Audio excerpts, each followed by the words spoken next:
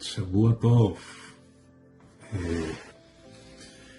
Les saludamos desde Florida y queremos pues mandarle un saludo a nuestros queridos amados en la fe, ministerios asociados, Brasil, Rabino Ícaro, Caracas, Roé, César y esposa,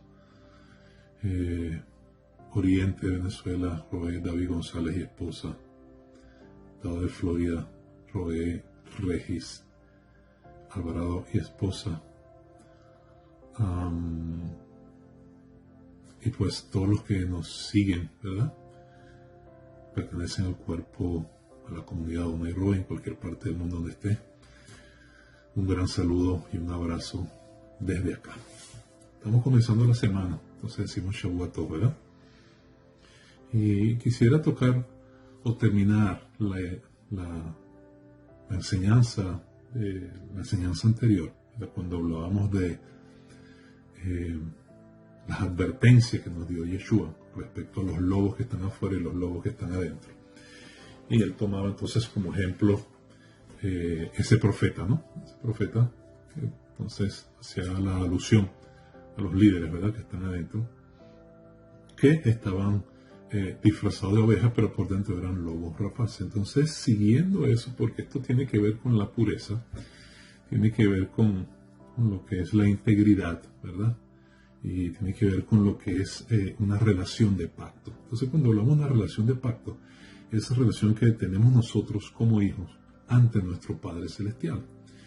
Y es esa relación de guardar lo que está en la palabra, porque ahora la Torah, las instrucciones divinas, están escritas en nuestras mentes y en nuestros corazones.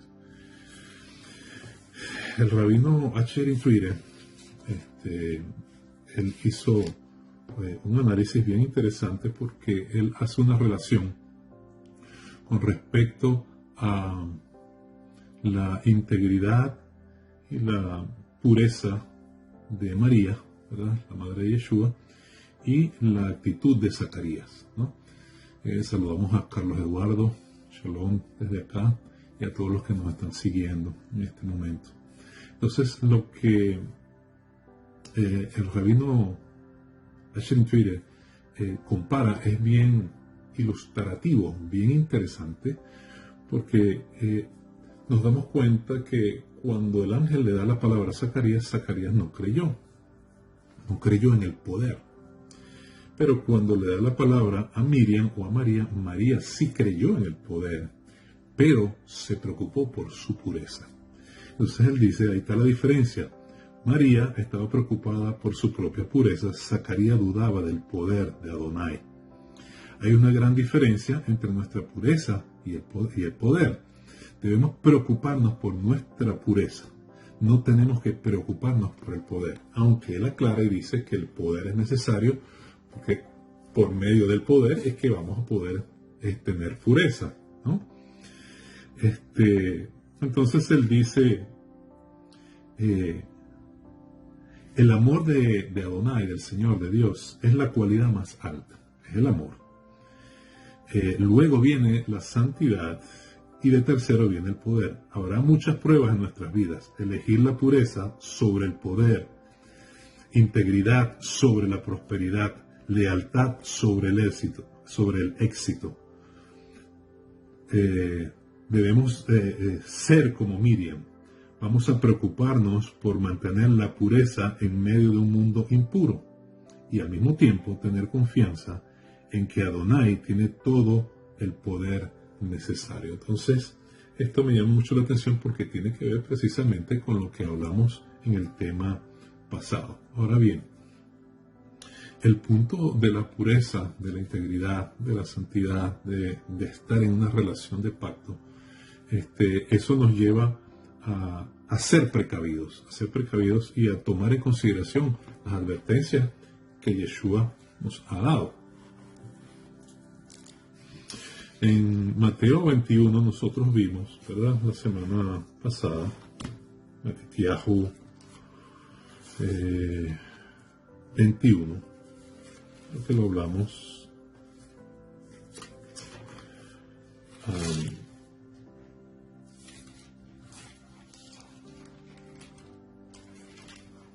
perdón, Mateo 7, Mateo 21, no, Mateo 7. Mateo 7, 21. Así sí. Por ejemplo, aquí dice, no todo el que me dice Señor, Señor entrará en el reino de los cielos, sino que hace la voluntad de mi Padre que está en los cielos. Esto es después que habla pues de la situación de pureza que deben tener los líderes que están dentro, y cuando hace la alusión de que son lobos disfrazados de oveja. Y por otra parte nos habla de los de afuera, que dice tengan cuidado, sean entonces astutos como serpiente y mansos como paloma, porque los envío en medio de lobos. Pero sigue diciendo aquí, no todo el que me dice Señor, Señor entrará en el reino de los cielos. Cuando dice estas palabras, primero, cuando se dice Señor, Señor, le está dando el lugar a Yeshua. Él se está poniendo en el lugar, en un lugar de relevancia, no en cualquier lugar. Entonces decir Señor, Señor, que ahí es la palabra kurios, es la misma palabra que se utiliza para el Eterno. Ahora, el Señor le dio toda legalidad a su Hijo para que juzgara, y esto se refiere al juicio final, cuando estemos todos delante del Señor, y Él, antes de hacer el juicio a los demás, les está diciendo, o le está diciendo a toda la humanidad, no todo el que me dice Señor, Señor entrará en el reino de los cielos, sino el que haga la voluntad de mi Padre que está en los cielos. Es decir, sino el que entre en una relación de pacto con el Padre que está en los cielos, porque la voluntad del Señor es que todos seamos salvos. La voluntad del Señor es que todos tengamos vida eterna, pero va a depender del hombre si acepta la relación de pacto para caminar a la vida eterna o no. Y sigue diciendo, muchos me dirán en aquel día, Señor, Señor. Entonces, vuelve a repetir Señor, Señor, como en el verso anterior dice, no todo el que me diga Señor, Señor. Y me llama la atención aquí porque cuando dice muchos me dirán en aquel día, la palabra mucho significa, cuando uno va al hebreo, es la palabra rab, y significa muchísimo, significa mucho, significa multiplicar, significa excesivo, significa multitud y significa numeroso. Ahora, el punto que Yeshua precisamente va a juzgar aquí es pureza versus poder, pureza versus señales, pureza versus manifestación de poder. Y recuerden que Yeshua está diciendo muchos. Esto es un poquito fuerte, ¿verdad? Porque habrán muchos, y espero no estar yo allí, ni ustedes tampoco, que pretenderán descansar en su falsa seguridad, pensando que por la manifestación y las señales de poder, entonces tienen el reino de los cielos ganado. El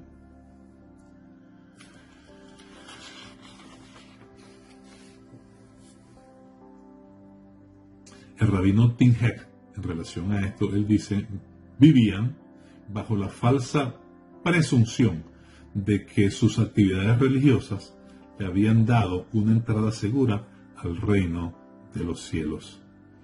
Sus actividades se realizan en el nombre de Yeshua, es decir, en el nombre de Yeshua daban profecías, nosotros leemos acá, en el nombre de Yeshua echaban fuera demonios, y en el nombre de Yeshua hacían milagros.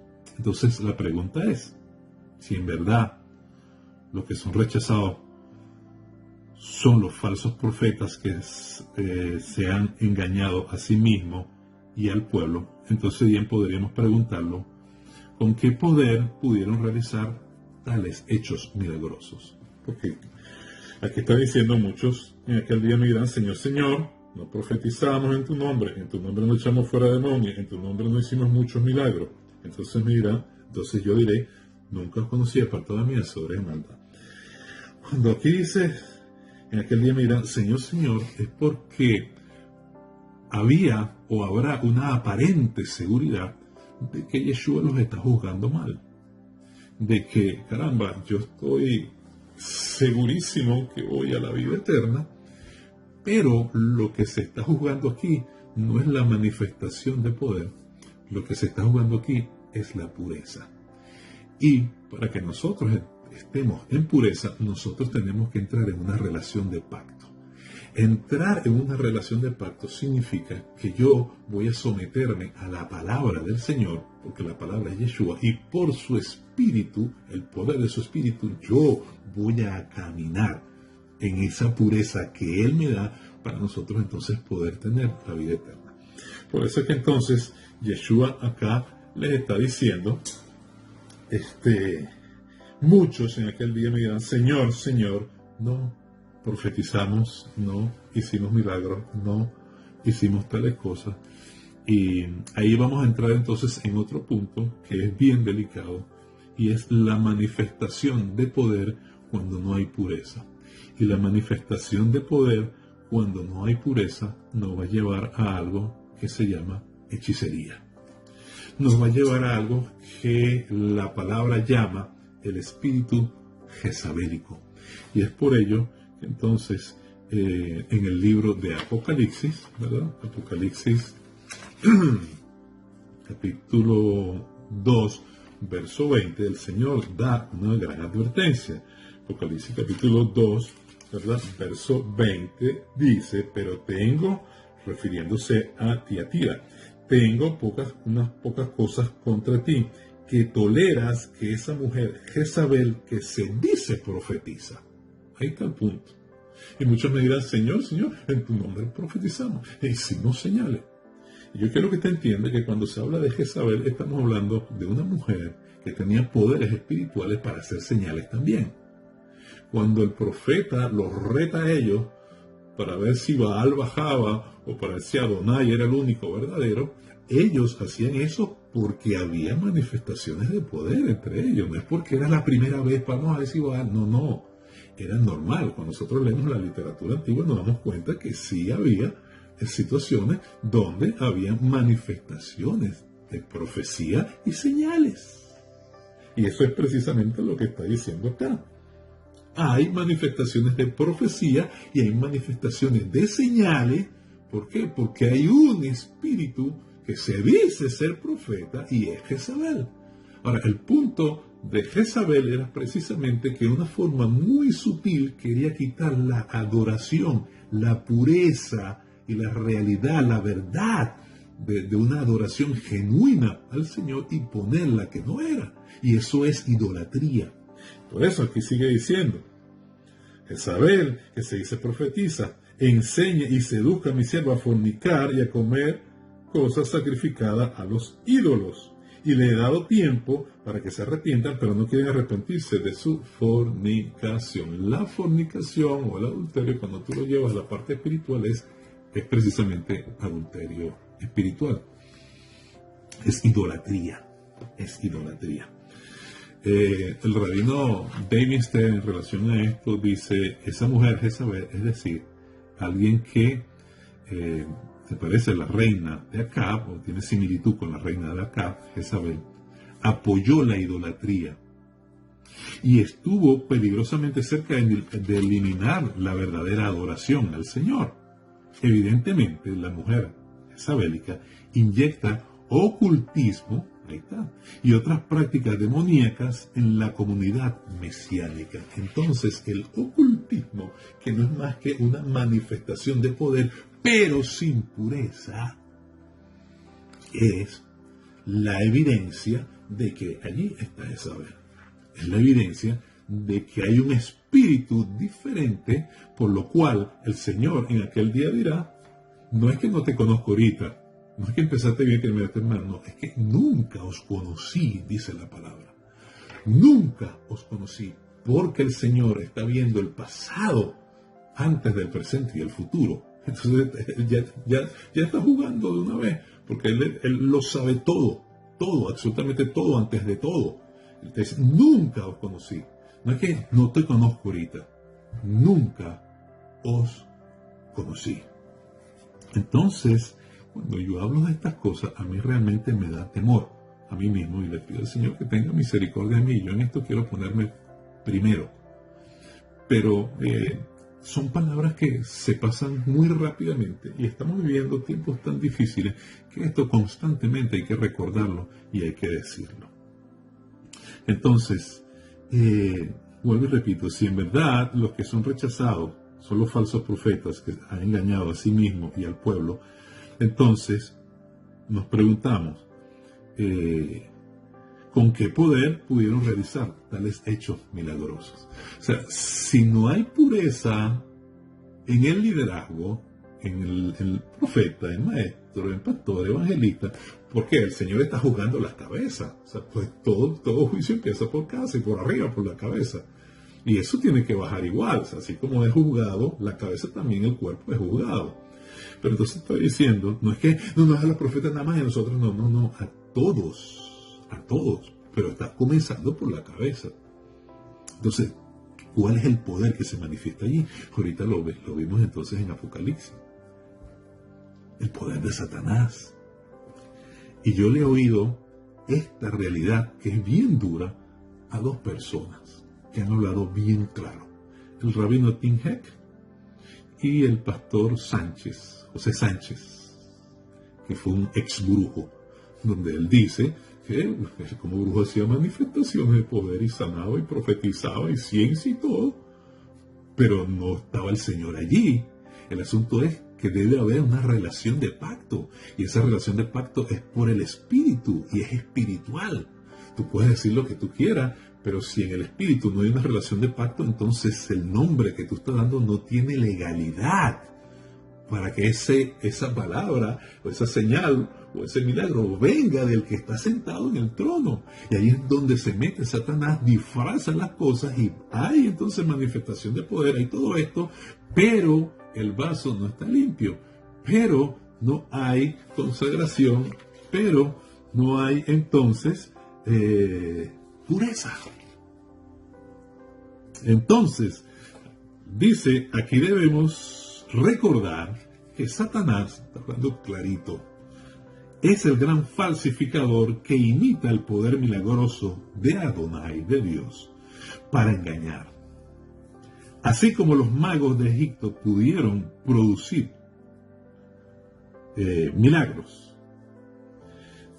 de convertir la vara en serpiente, duplicar los milagros en convertir el agua en sangre.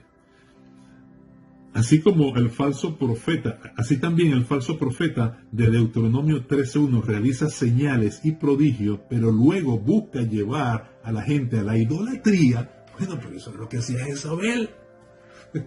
Eso era precisamente lo que hacía Jezabel, y ahorita lo leímos. Por lo que los falsos profetas que trabajan bajo la apariencia del nombre de Yeshua son capaces de producir señales y prodigios, pero no deben ser considerados como verdaderos profetas simplemente porque hacen milagros en el nombre de Yeshua.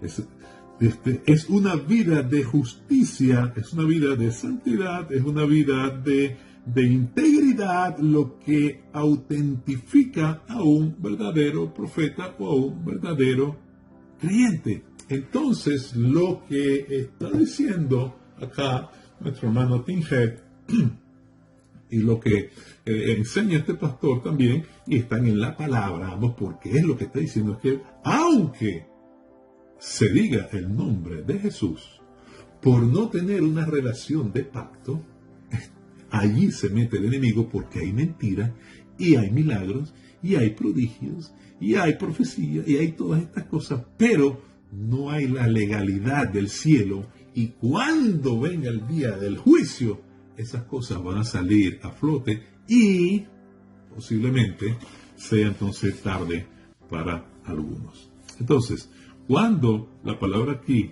por ejemplo, dice, no os conozco, apartado de mí, hacedores de maldad, ahí el Señor está hablando, por ejemplo, de esa relación de pacto, como dije ahorita, porque conocer en hebreo, yada, significa esa unidad profunda que tiene el hombre y la mujer cuando están casados.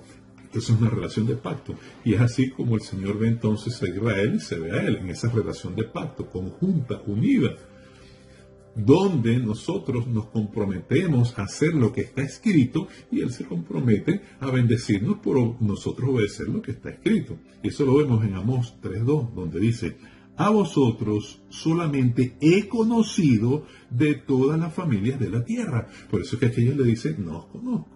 He conocido a todas las familias de la tierra, por tanto os castigaré por todas vuestras maldades. Ahora, esto es un punto importante porque a veces hay gente, ¿verdad? Podemos ver, no quiero aquí criticar a nadie, pero podemos ver en el cuerpo del Mesías los frutos de muchos. Y a lo mejor usted dirá, oye, pero no le pasa nada, y esto, y aquello, y lo otro, y para allá, y para acá, y wow, yo me medio hago una cosita y mismo, ¡boom! Bueno, dale gracias al Señor, porque está siendo corregido por el Señor. ¿Sabes qué quiere decir eso? Que en el mundo espiritual, tú estás de este lado, no estás del otro lado. En el mundo espiritual, tú eres hijo del Señor, porque el Señor a quien ama, corrige, a quien ama, castiga. Entonces, por eso el Señor está diciendo aquí, a vosotros solamente he conocido. Yo los conozco a ustedes como pueblo, como mis hijos, porque ustedes están en una relación de pacto conmigo. Y el día que ustedes, entonces, por alguna situación, transgredan o se desalineen, yo voy a castigarlos, yo voy a corregirlos, porque yo estoy pendiente de lo que ustedes están haciendo. Eso es mejor de personas que hacen lo que les viene en gana y no pasa nada, y eso va a traer las consecuencias graves cuando algún día entonces se presenten delante del Señor. Yo vuelvo y le repito, esto a mí me pone a temblar, porque cuando Yeshua dice muchos, es mucho. Con razón, aquella situación en el libro de Hechos, ¿verdad? Cuando aquel hombre, Hechos capítulo 19, verso 13, aquel hombre quiso echar a los demonios en el nombre de Jesús, y dice, en el nombre de Yeshua, el que predica Pablo. Y los demonios dijeron, a Yeshua conozco. Por eso es que Yeshua va a decir, no os conozco. A los demonios dicen, a Yeshua conozco y a Pablo, a Rabshol también conozco. O sea, ellos están en pacto, ellos están de aquel lado, yo los conozco a ellos. Yo sé que ellos son del reino de Elohim. Ellos son los que me hacen oposición a mí, pero a ti no te conozco. Y el Señor entonces permite que se avergüence a esta persona que estaba tratando de sacar los demonios en el nombre del que predica Pablo, Jesús que predica Pablo. ¿Por qué? Porque aunque él utilice el nombre, él no está en una relación de pacto. Y si no estás en una relación de pacto, en este caso el Señor permite que tú seas avergonzado. Pero en otro caso el Señor permite que haya manifestación de ocultismo. Así que, mis queridos hermanitos, ciertamente hay manifestaciones de ocultismo en el cuerpo del Mesías. Esto no quiere decir que las manifestaciones de poder sean ocultismo, porque tiene que haber manifestación de poder, pero lo que permite que haya legalidad en eso es que haya precisamente lo que tenía María, que es pureza, que es integridad, que es santidad, que es relación de pacto con el Señor, y esa relación de pacto es a través de Yeshua. Por eso es que la palabra nos dice en 1 Corintios 12, 3, dice con respecto a quién puede decirle el Señor a Yeshua, dice, nadie, segunda parte de este versículo, nadie puede llamar a Yeshua Señor sino por el Espíritu. Nadie puede llamar a Yeshua Señor sino por el Espíritu. Ahora, ¿qué significa por el Espíritu? Por una relación de pacto. Entonces, cuando tú tienes una relación de pacto, que el Espíritu entonces está en ti, porque por ese Espíritu tú puedes decir Abba Padre, entonces tú puedes decir a Yeshua Señor, es decir, al que realmente está sentado en el trono de gloria, y tienes la legalidad por el Espíritu porque estás en una relación de pacto. Entonces nadie puede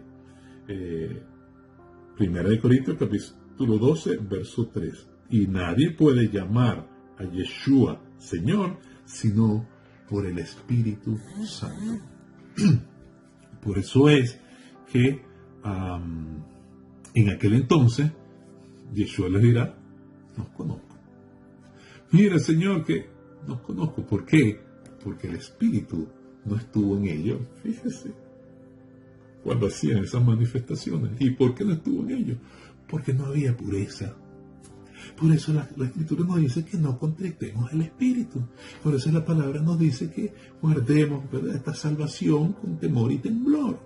Porque hay un hilito bien delgadito que le va a corresponder a Yeshua juzgarnos.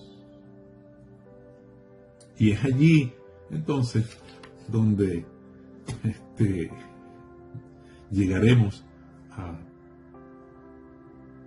al final y a recibir, espero en el Señor, la recompensa que Él tiene para con nosotros. Pero ciertamente hay mentira y hay engaño, porque hay manifestaciones de poder, pero no hay pureza, no hay consagración, no hay justicia, no hay verdad, no se manifiesta lo que el Señor dice en su palabra que debe manifestarse. Y esa era la preocupación de María. Mientras que el Zacarías no creía en el poder del Señor, era un incrédulo, María sí creía en el poder, pero le preocupaba su pureza. Otra de las cosas que el Señor me dijo, ¿verdad?, es que hay otra situación con respecto a la parte profética, y es que nadie es profeta en su tierra. Esta es la otra parte. Esta no es la de los lobos, sino de aquellos que realmente son íntegros, pero no son profetas en su tierra. Y eso lo vemos en Lucas 4. Ningún profeta, 4, 24 y 25, ningún profeta es acepto en su propia tierra. Y estos son aquellos que sí tienen, ve que la Escritura hay que saberla entender e interpretar, sí tienen pureza, pero no son honrados. Y habrá otros que no tienen pureza, pero son honrados. Porque juzgamos mal y pensamos que su situación o lo que tienen es sinónimo de pureza, de bendición y de que el Señor está con ellos. Y vemos un ejemplo bien claro. Y con esto finalizo. Y es el caso de David y el caso de Saúl. Si hoy nosotros llevamos esto y le decimos al pueblo, juzguen, yo creo que muchos juzgaríamos mal. Porque si nos dicen, mira, aquí está la congregación del hermano Saúl y aquí está la congregación del hermano David.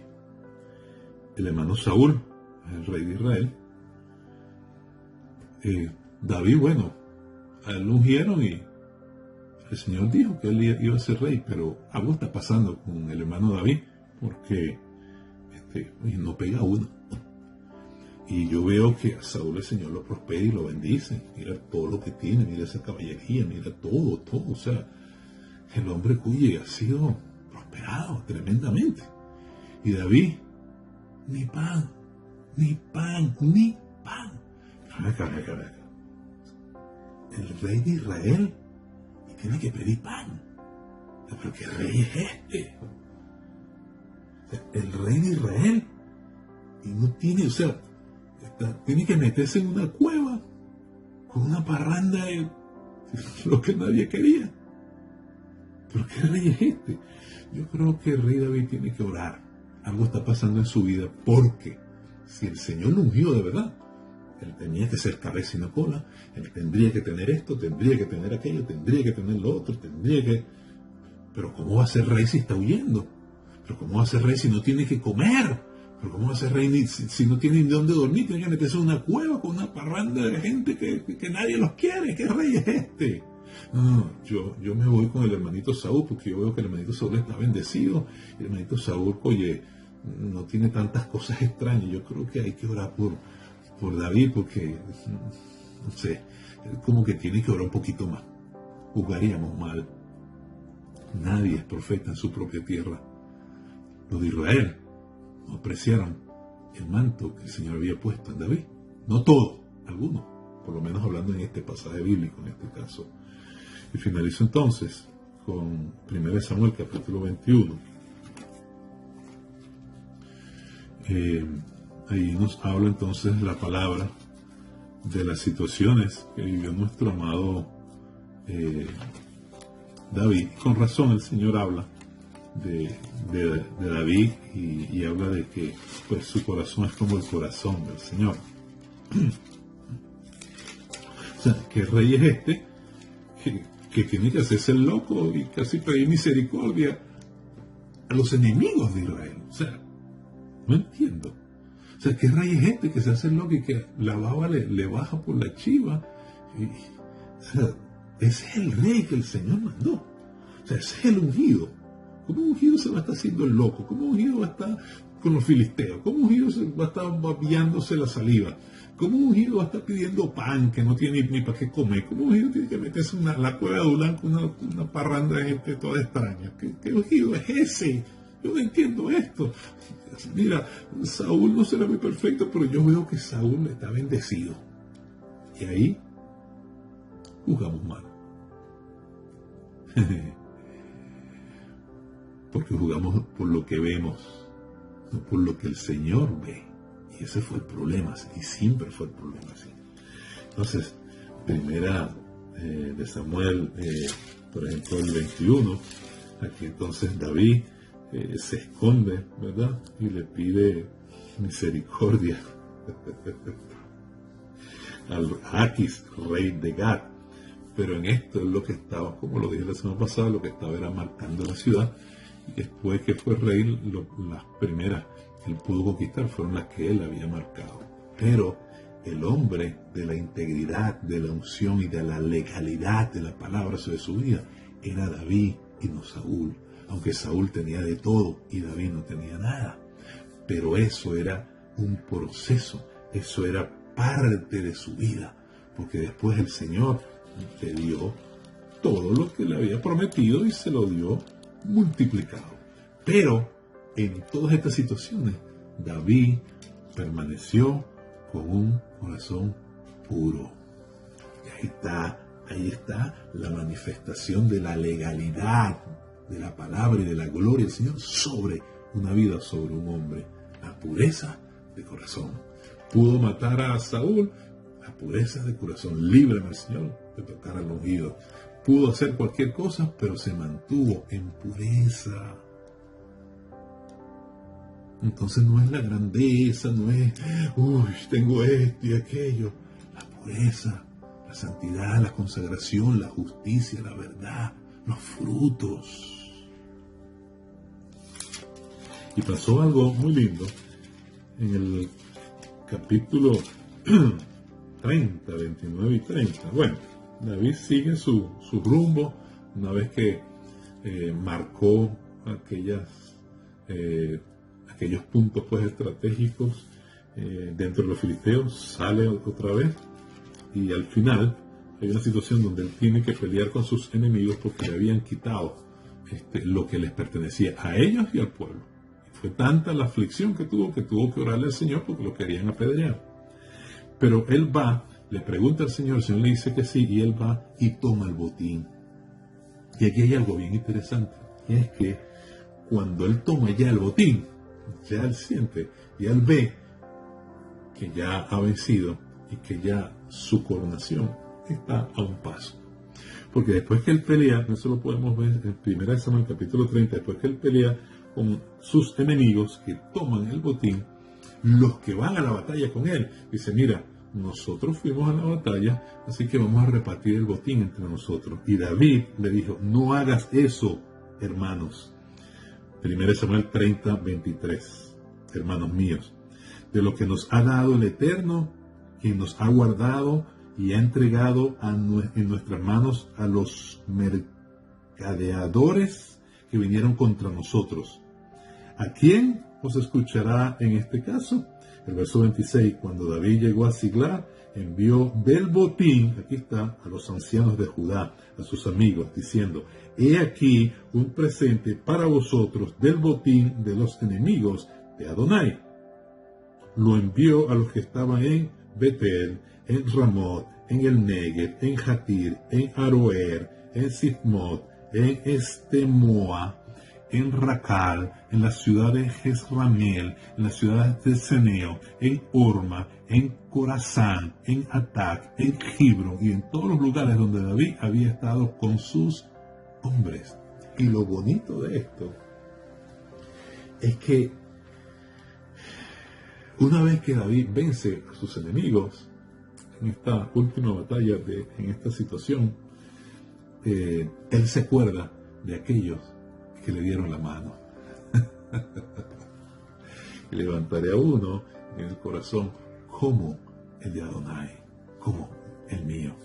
Se acuerda de aquellos que le dieron la mano cuando él no tenía pan. Se acuerda de aquellos que le dieron la mano cuando él estaba huyendo de Saúl, porque estaba huyendo con 400 o 600 hombres. Y todos estos, a los que él les dio del botín, le habían extendido la mano. Y qué hermoso es cuando en el liderazgo, aquellos que el Señor los bendice, se acuerdan de aquellos que creyeron en ellos cuando Saúl lo está buscando para matarlo. Entonces, esto nos debe enseñar que cuando el Señor nos honre, acordémonos de aquellos que nos extendieron la mano cuando no éramos nadie. Esto fue lo que hizo David. Esto es lo bello de David, de poderle dar a aquella gente que ni siquiera lo esperaba, darle el reconocimiento, darle de la bendición que el Señor les había dado, del triunfo que el Señor les había dado por venir contra los enemigos del Adonai de Israel, y reconocer, bendecir a aquellos que un día te dieron cuando tú no tenías. Bueno, que el Señor les bendiga. En todo esto, David permaneció puro. El Señor le dio la victoria, le dio el poder, y que podamos, por medio de estas palabras, tener herramientas para entender. No todo es poder, sino pureza, sino rectitud y justicia. Entendamos que nadie es profeta en su tierra, ¿verdad? Pero si nosotros podemos, a través de la Escritura, ver estas verdades, poder discernir cuando realmente tenemos un profeta delante de nosotros y honrarle. Y, por otra parte, el hecho de que haya manifestaciones de poder en el nombre de Jesús, pero no haya fruto o pureza, lamentándolo mucho, quiere decir que se mueve allí el espíritu de Jezabel, espíritu que no vienen del cielo, sino del mismo infierno, para engañar al pueblo. Y esos mismos espíritus, o esos mismos representantes o personas, líderes, lo que sea, cuando se presenten delante del Señor, pensando, porque, o sea, el engaño va a ser tal que van a pensar que el Señor está equivocado. Señor, Señor, pero en tu nombre. Bueno, tú podrás haber dicho en mi nombre, pero tú nunca estuviste en una relación de pacto. Por lo tanto, yo nunca te conocí, y lo que sucedió allí es ajeno a mí, porque yo a ti no te conozco. Que el Señor nos ayude y nos dé la sabiduría para caminar en humildad, en pureza, para orar los unos por los otros, ayudarnos mutuamente, porque se están viendo cosas muy extrañas. Los pasos del Mesías se oyen, y estas cosas debemos tenerlas claras, porque son lámparas a nuestros pies. El Señor te bendiga.